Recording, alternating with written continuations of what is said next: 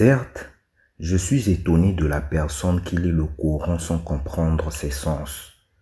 Comment prend-il du plaisir à sa lecture? Alhamdulillahi Rabbil Alamin Wassalatu wassalamu ala Rasulillahi sallallahu alayhi wa sallam. Assalamu alaikum wa rahmatullahi wa barakatuh. Bienvenue dans ce cours de grammaire coranique. Dans ce cours, nous allons étudier Al-Mamnu'u min as-Sarf, qui signifie le nom interdit de tanwin. Nous avons déjà étudié ce qu'est le tanwin. Et dans ce cours, nous allons étudier le nom interdit de tanwin, c'est-à-dire le nom qui ne porte pas de tanwin. À la base, tous les noms prennent le tanwin. Je pense que là c'est clair. À la base, tous les noms prennent le tanwin. Mais il y a certains noms qui échappent à cette règle. Il y a d'autres noms, certains, qui ne prennent pas de tanwin. Ces noms sont appelés mamnu'u min as-sarf. Ces noms sont appelés interdits de tanwin. Ces noms sont appelés comment? Interdits de tanwin. Le nom propre féminin fait partie de ces noms. Précédemment, nous avons étudié ce qu'est un nom propre. Nous avons dit que les noms propres sont des noms. Un nom propre est un nom qui est spécifique à une seule personne ou chose parmi ses semblables du même genre, tels que Muhammad, Makkah, Faransa, etc. Donc maintenant, les noms propres féminins sont des noms qui ne portent pas de tanwin. Par exemple, Fatima, Zainab, Fatimatu, Zainabu, Aminatu. On ne peut pas dire Aminatun avec un tanwin, Zainabun avec un tanwin, ni Fatimatun avec un tanwin. Pourquoi? Parce que ce sont des noms propres féminins. Par exemple, Allah subhanahu wa ta'ala dit dans la sourate 23, verset 50, وَجَعَلْنَا ابْنَ مَرْيَمَ وَجَعَلْنَا ابْنَ مَرْيَمَ. Il n'est pas écrit Ibn Maryaman, mais Maryama. Vous voyez, le nom Maryam, qui est la mère de Isa alayhi salam, vous voyez ici ce nom propre Maryam se termine avec une seule fatha et non avec une double fatha. Ça ne se termine pas avec un tanwin. Pourquoi? Parce que Maryam est un nom propre féminin. وَجَعَلْنَا ابْنَ مَرْيَمَ وَأُمَّهُ آيَةً. Nous avons fait de Ibn Maryam et sa mère, nous avons fait du fils de Maryam qui est Isa ainsi que de sa mère un signe. Vous voyez la différence ici. Aya ici se termine avec une double fatha, mais ici Maryam se termine avec une seule fatha, alors qu'il n'a pas de alif lam. Pourquoi? Parce que Maryam est un nom propre. Donc en bref, les noms propres féminins ne prennent jamais de tanwin. Mais il n'y a pas que des noms propres féminins qui ne prennent pas de tanwin. Il y a d'autres types de noms qui ne prennent pas de tanwin que nous allons voir plus tard. Donc il y a plusieurs types de mamnu'u min as-sarf. Il y a plusieurs types de noms interdits de tanwin. Et ça, c'est le premier type que nous venons de voir. Ce sont les noms propres féminins. Les noms propres féminins. Les noms propres féminins ne prennent pas de tanwin. Maintenant, excusez. Maintenant, nous allons étudier i'rabun lafdhiyun wa mahalliyun. Nous allons étudier la déclinaison orale et de position. Aina est un ismul istifham lissu'al anil makan. C'est-à-dire un nom d'interrogation pour questionner au sujet d'un lieu. Et aina signifie où. Ou point d'interrogation. Donc quand on veut questionner sur un lieu, on utilise aina. De même qu'en français, pour questionner sur un lieu, on utilise où. Par exemple, où est Muhammad? Ce mot où est utilisé pour questionner au sujet d'un lieu. Et le mot où en français, en arabe, c'est aina. Par exemple, aina Muhammadun? Où est Muhammad? Aina al-kitabu? Où est le livre? Nous avons déjà étudié que ce « est-là » ne s'écrit pas, mais il est compris. Ce « est-là » ne s'écrit pas, mais il est compris. Nous avons appris ça dès le premier cours. Aina Muhammadun? Où? Aina qui signifie où? Muhammad, où est Muhammad? Aina al-kitabu? Où est le livre? Par exemple, Allah subhanahu wa ta'ala dit dans la sourate 6, verset 22, Aina shurakaukum? Où sont donc vos associés? Aina shurakaukum alladhi kuntum taz'umun? Où sont donc vos associés que vous prétendiez? Nous avons dit précédemment qu'à la base, les noms se terminent par une dhamma jusqu'à ce qu'un autre mot vienne agir sur lui et alors il se termine par une fatha ou une kasra. Donc nous avons vu cela précédemment, que les noms ont pour terminaison normale soit une double dhamma, soit une seule dhamma, jusqu'à ce que un autre mot tel que un harf jar qui par exemple fi ou bien Allah vient agir sur lui et alors il se termine avec une double kasra ou bien avec une seule kasra, ou bien un autre mot, un verbe vient agir sur lui, ainsi il se termine avec une fatha ou une double fatha. Donc à la base, les noms se terminent avec une dhamma jusqu'à ce qu'un autre mot vienne agir sur lui et alors il se termine par une fatha ou une kasra. Il y a certains types de noms qui sont dits mabniyun, c'est-à-dire indéclinables. C'est-à-dire qu'ils ne changent jamais de terminaison, qu'ils soient influencés ou non. C'est le cas des asma ou istifham, nom d'interrogation, tels que ma, man, aina. Des asma ou ishara, nom démonstratif, tels que hadha, dhalika. Des doma'ir, des pronoms personnels, tels que ana, huwa, hiya. Donc, il y a certains types de noms qui sont mabni. Il y a des noms qu'on dit qui sont mabni. C'est quoi un nom mabni indéclinable? Un nom indéclinable est un nom qui ne change jamais de terminaison. C'est-à-dire, même s'il y a un harf jar avant ce nom, nous avons dit que le harf jar fait que le nom qui le suit porte une kasra. Nous l'avons étudié précédemment. Mais ces noms-là, même s'il y a un harf jar avant eux, ces noms-là ne prennent jamais une kasra. Parce que leur terminaison reste inchangeable. C'est le cas des asma ou istifham, les noms d'interrogation. Nous avons appris le nom d'interrogation man. Man, qui se termine avec une soukoun.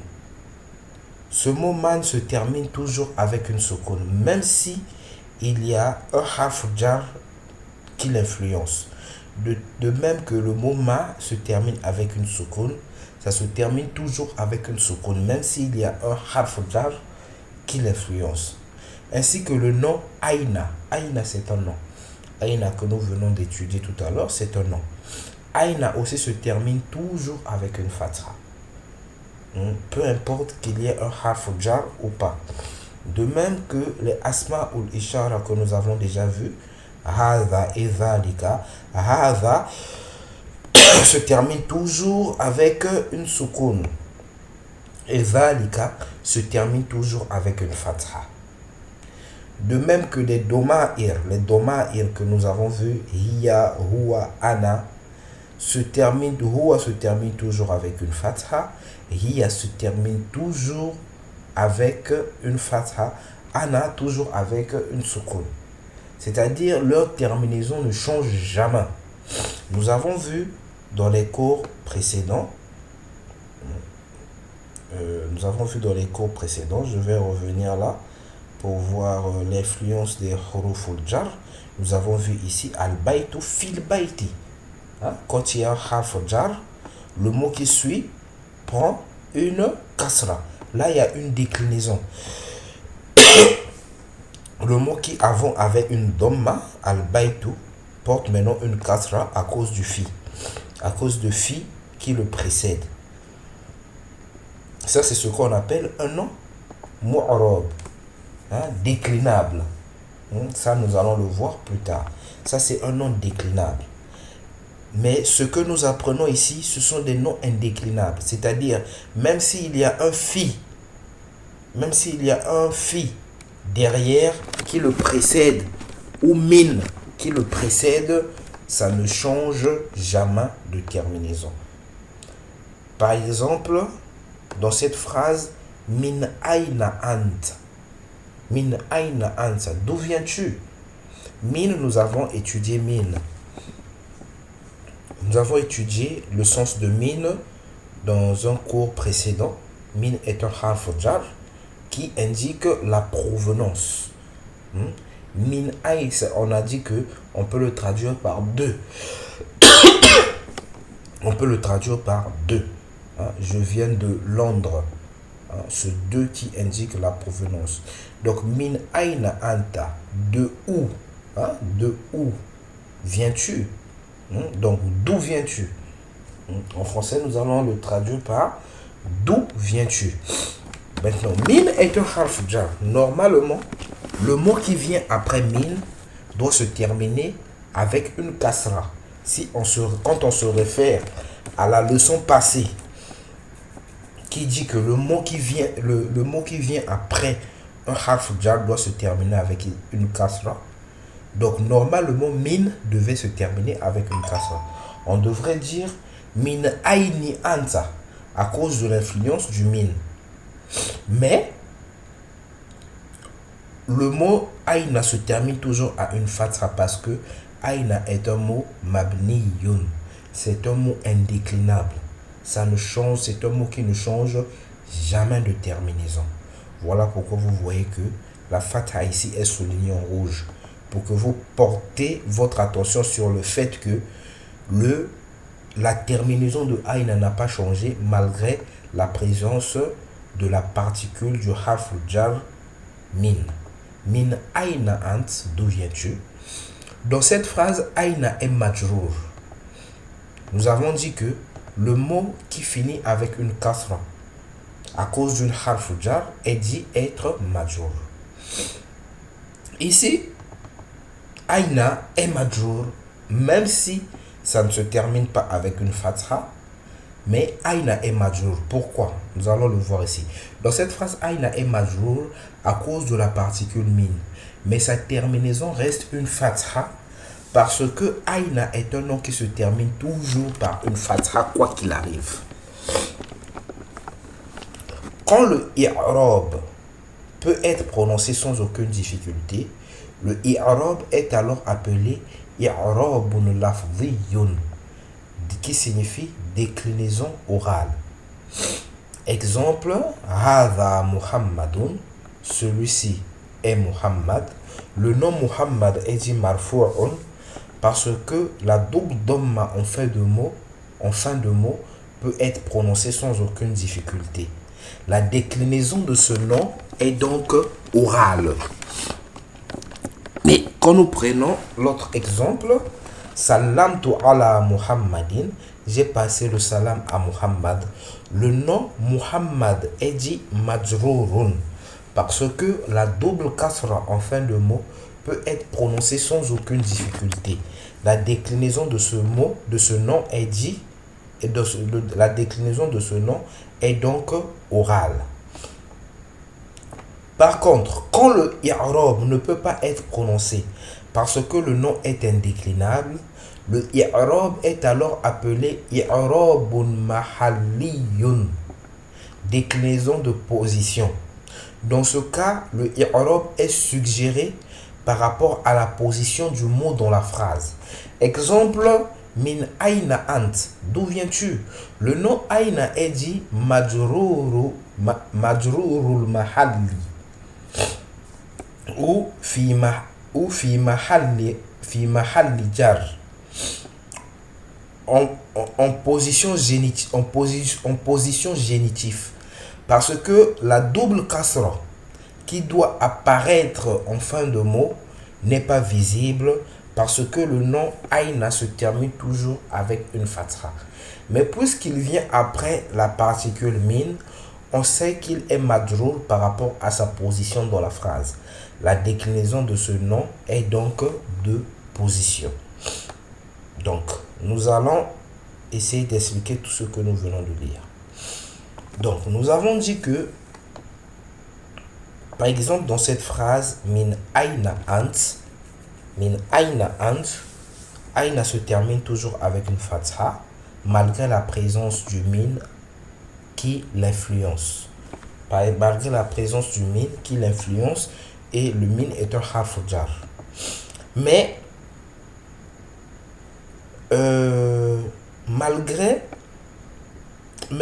même si le mot aina se termine par une fatha, le mot aina est majrour.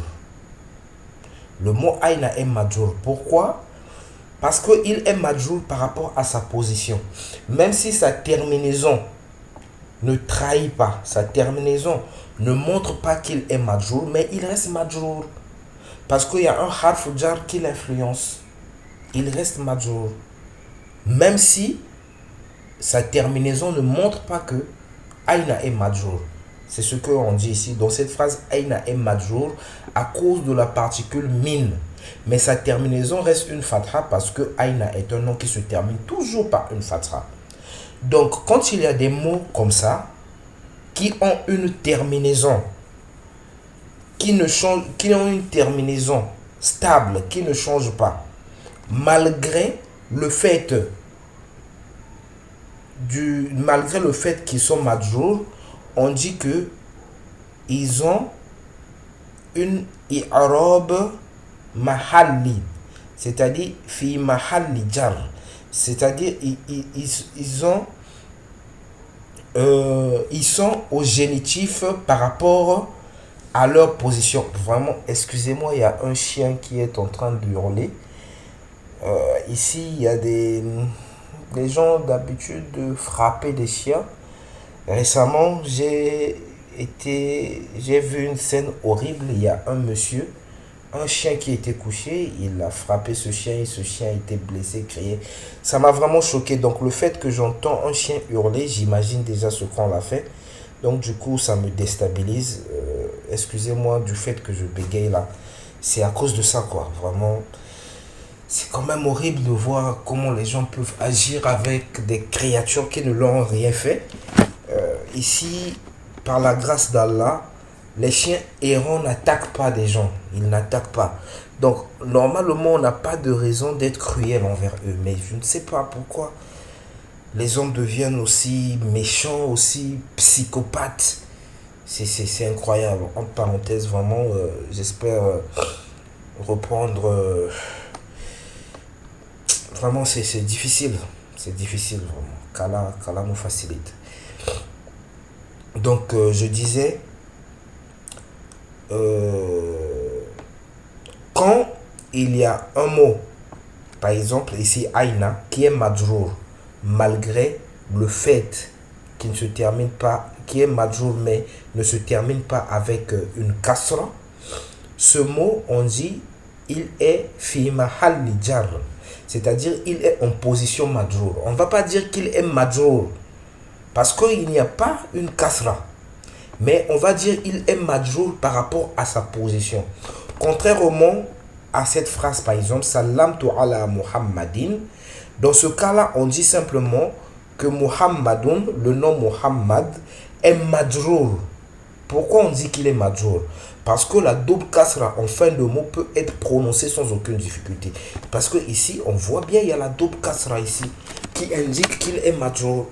Mais quand nous avons un mot qui, malgré, et n'oublions pas que le mot Muhammad ici est majrour à cause de la particule ala, qui l'influence ainsi, il se termine avec une double kasra. Dans ce cas, on dit que le mot est majrour parce qu'on voit bien la double kasra, ou bien on voit bien une seule kasra si on suppose que c'était un mot qui avait un alif lam.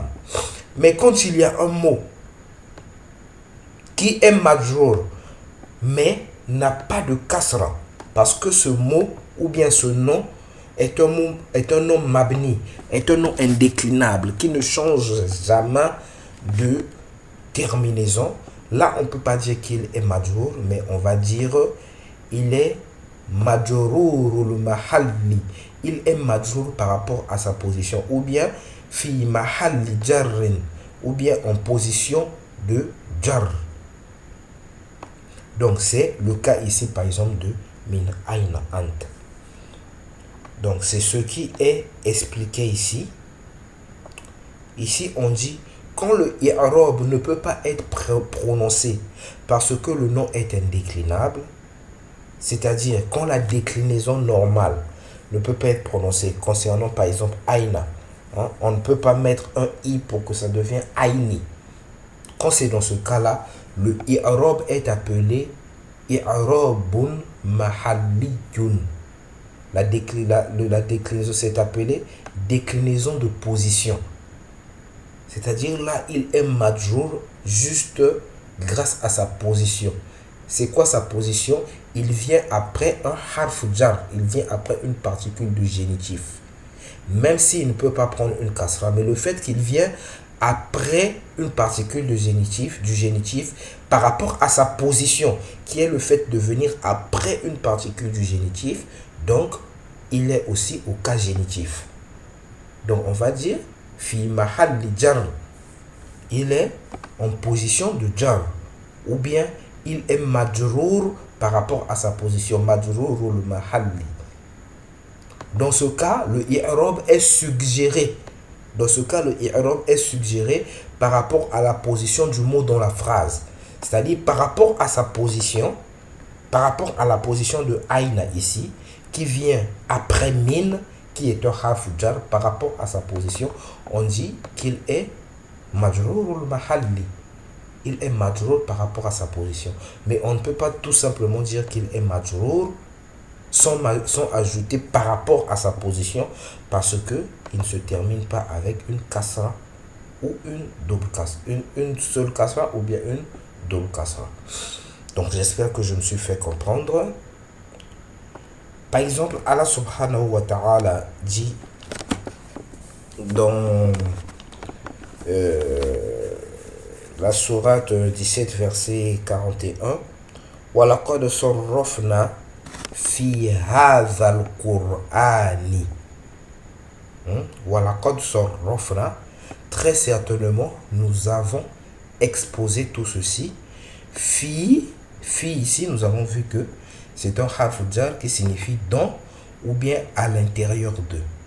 Fi hadha, dans ce, fi hadha al-Qur'an. Ici nous avons vu hadha fait partir des mots mabniyun, des mots qui ne changent pas de terminaison. Nous avons dit hadha ici se termine toujours avec une soukoun. Donc nous voyons ici que malgré la présence du fi, hadha ne se termine pas avec une kasra. Maintenant, si nous voulons expliquer le mot hadha, sa place grammaticale dans cette phrase ou bien dans ce verset du Coran, nous allons dire hadha fi mahalli jar. Hadha est en position de jar. Pourquoi en position de jar?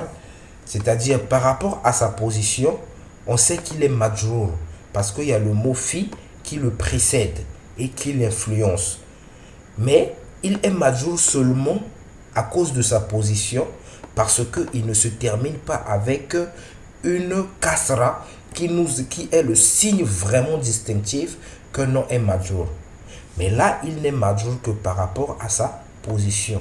Donc on va dire hadha fi mahalli jarrin ou majrurul mahalli. Donc j'espère que vous avez compris. Nous parlerons plus en détail des noms indéclinables, Inch'Allah. Donc dans un prochain cours, nous allons mieux développer les noms indéclinables. Maintenant, nous allons étudier le nom Mava. Nous avions dit dans un cours précédent que Hava est un Ismul Ishara lil Qarib al-Mufrad al-Muzakkar. Nous avons vu que Hava est un nom démonstratif pour proche singulier masculin. Ce n'est pas totalement juste. Hava est constitué de deux éléments qui sont va, qui est lui réellement le ismul isharati lil qarib al mufrad al muzakkar, et le ha at-tanbih, le ha pour attirer l'attention sur quelque chose. Le alif de ce ha est prononcé mais pas écrit. Le mot Mava est lui aussi constitué de deux éléments qui sont le ma de l'interrogation et va. Alors Mava est un ismul istifham li su'al an ghayril aqil, un nom d'interrogation pour questionner au sujet des êtres non doués de raison. Donc, nous avons déjà étudié Hava et comment utiliser Hava. Hava est utilisé pour indiquer un nom proche, singulier et masculin. Par exemple, Hava Baitun, ceci est une maison. Hava Masjidun.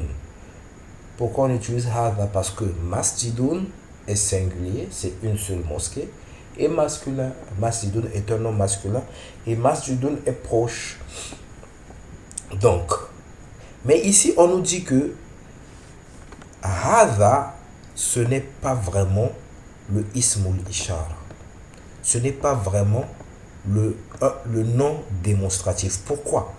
Parce que Hava en fait est constitué de deux éléments. Hava est constitué de ha, le premier ha que nous voyons là, et de va. Il y a deux éléments. Donc le ha là, le premier ha que nous prononçons, Hava, hein, nous mettons un allongement, mais nous n'écrivons pas cet allongement là. On dit Hava, ha. On ne dit pas Hava. Non. Si on lit normalement, on lirait Hava. Non. Mais là, on met un allongement qu'on n'écrit pas. Ce ha là est appelé ha ou tambi. Ha ou tambi. C'est un ha qui est là pour attirer l'attention sur quelque chose. Ce ha là est utilisé dans d'autres mots que nous allons voir plus tard, Inch'Allah. Ce ha là n'est pas utilisé seulement que dans ce mot là. Donc ce ha là, c'est un mot qui est là, qui permet d'attirer l'attention d'une personne. Mais en réalité, le ismul ishara, ce n'est que le va. Le ismul ishara, ce n'est que le va. Il y a des contextes dans lesquels on n'utilise pas hava, mais on dit tout simplement va. Pour dire ceci est une maison ou bien ceci est une voiture. On n'utilise que va. On n'utilise pas hava. Donc, ce va là, c'est ce qui est vraiment le ismul ishara.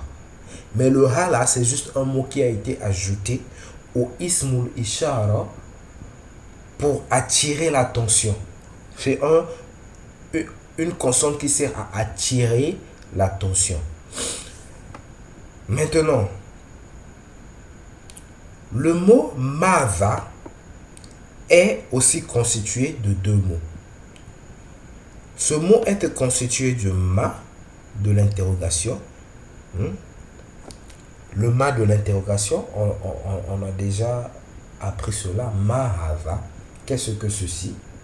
Nous avons appris le nom de ma, qui est un nom qui sert à interroger au sujet des êtres non doués de raison. Et le va, ce mot mava est constitué de ma, qui est un ismul istifham, et de va, qui est un ismul ishara. Donc, le ma de l'interrogation est va. Alors, ma va est un ismul istifham. Ma va est un nom d'interrogation. Pourquoi un nom d'interrogation? Il y a le ma là qui est un nom qui sert à interroger. L'isu'al an ghayril aqil. C'est un nom d'interrogation qui permet d'interroger au sujet ou de questionner au sujet des êtres non doués de raison. Un nom d'interrogation qui permet de questionner au sujet des êtres non doués de raison. Par exemple, Ma'va alal maktabi. Qu'est-ce qu'il y a sur le bureau? Donc, Ma'va, c'est l'équivalent de qu'est-ce que. Quand il s'agit de questionner au sujet d'un être non doué de raison, on utilise Ma'va. Ma'va alal maktabi. Par exemple, si sur la table ou bien sur le bureau, il y a une montre, mais on n'est pas sûr, on ne sait pas si c'est vraiment une montre. On pose la question, Ma'va alal maktabi, qu'est-ce qu'il y a sur le bureau? Al-kitab ou alal maktabi, le livre est sur le bureau. Pourquoi on utilise Ma'va? C'est parce qu'on sait que ce qui est sur le bureau, c'est une chose, c'est un être non doué de raison. Par exemple, Allah subhanahu wa ta'ala dit dans la sourate 16, verset 30,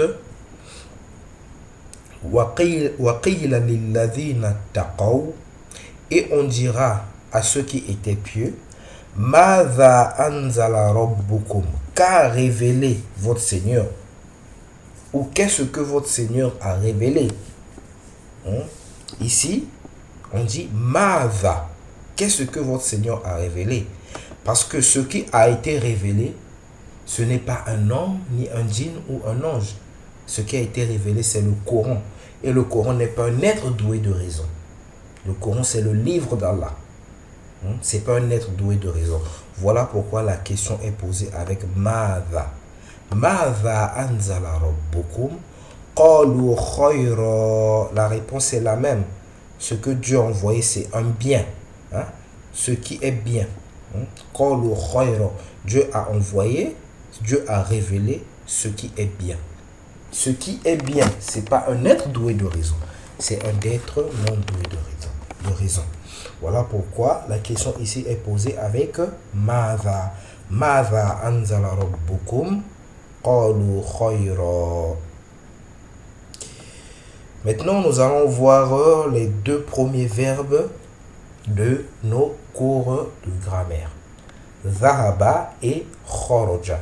Ici, nous étudions nos deux premiers verbes. Zahaba, qui signifie il est parti, et kharaja, qui signifie il est sorti. Notons ce qui suit. Aïna Bilalun Zahaba ilal masjidi. Où est Bilal? Il est parti à la mosquée. Zahaba Bilalun ilal masjidi. Bilal est parti à la mosquée. Zahaba signifie il est parti. Et s'il est suivi par un nom en tant que sujet, le pronom il est omis. Le pronom il est omis. Nous parlerons plus en détail des verbes plus tard, Inch'Allah. Donc, ce verbe-là, Zahaba, signifie il est parti. C'est ce qui est écrit ici. Zahaba, il est parti. Et c'est ce que nous voyons ici. Zahaba ilal masjidi. Il est parti à la mosquée. Nous avons déjà appris Allah et Ila, qui est un harf jar qui indique l'endroit où l'on va, la destination. Et c'est un harf jar, voilà pourquoi nous voyons que masjid se termine avec une kasra. Zahaba qui signifie il est parti. Ila a al-masjidi, la mosquée. Zahaba ila al-masjidi, il est parti à la mosquée. Mais ici, quand on analyse la phrase en français, il est parti à la mosquée, le verbe c'est partir. Le verbe c'est le verbe partir. Mais c'est quoi le sujet? Le sujet c'est il. Il est parti. C'est ça le sujet de la phrase. Mais si on veut... Mais en arabe, il n'y a pas un mot spécifique pour le mot il ici. Quand on dit zahaba, il est parti. Il n'y a pas un mot spécifique pour le sujet. Parce que quand nous disons zahaba, c'est toute une phrase. Il y a le sujet il et il y a le verbe partir.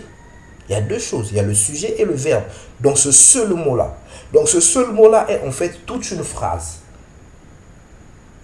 Mais normalement, nous allons l'étudier plus tard. C'est juste, je vais vous donner un avant-goût. Zahaba, normalement c'est Zahaba huwa. Mais on n'écrit pas le huwa qui est devant. Le il, nous avons vu que précédemment que il est c'est huwa. Il c'est huwa, c'est un dormir. Normalement Zahaba c'est Zahaba huwa qui signifie il est parti. Mais on n'écrit pas ce huwa là. Donc Zahaba en lui-même déjà c'est déjà toute une phrase.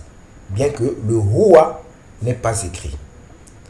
Mais quand nous voulons nous-mêmes mettre le sujet, parce que Zahaba c'est le sujet et le verbe, mais quand nous-mêmes on se dit bon, je ne vais pas utiliser le sujet il, je vais mettre mon propre sujet. Par exemple, dire, au lieu de dire il est parti, je vais dire Bilal est parti. Au lieu de dire que il est parti, je vais dire Bilal est parti. Qu'est-ce que je fais? J'ajoute juste Bilal après Zahaba. Zahaba Bilalun. Bilal est parti. Zahaba Bilalun. Bilal est parti à la mosquée. Dans ce cas-là, le sujet c'est plus il, le sujet devient Bilal. Je ne peux pas me dire que puisqu'on a dit Zahaba signifie il est parti. Donc quand je mets Zahaba Bilal, ça signifie il est parti Bilal. Non, le sujet ici devient Bilal. Donc, pardon, Zahaba Bilal signifie Bilal est parti, il a le masjidi à la mosquée. Donc, nous allons étudier. Si vous n'avez pas bien compris cette partie, ne vous inquiétez pas. Nous allons étudier les verbes plus tard, Inch'Allah. Donc, c'est ce qui est écrit ici. Zahaba signifie il est parti. Et s'il est suivi par un nom en tant que sujet, comme dans ce cas-là, Zahaba Bilalun, le nom suit le verbe en tant que sujet. Le pronom il est omis. C'est-à-dire, il n'est plus le sujet. Parce qu'on a déjà mis notre propre sujet qui est Bilal ici. Il est omis. Zahaba Bilalun ilal masjidi. J'espère que vous avez aimé la vidéo. Si vous avez aimé, n'hésitez pas à liker, à écrire un commentaire, à vous abonner, à partager afin de soutenir la chaîne.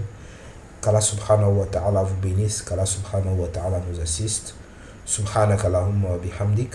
Ashhadu an la ilaha illa ant. Astaghfiruka wa atubu ilayk.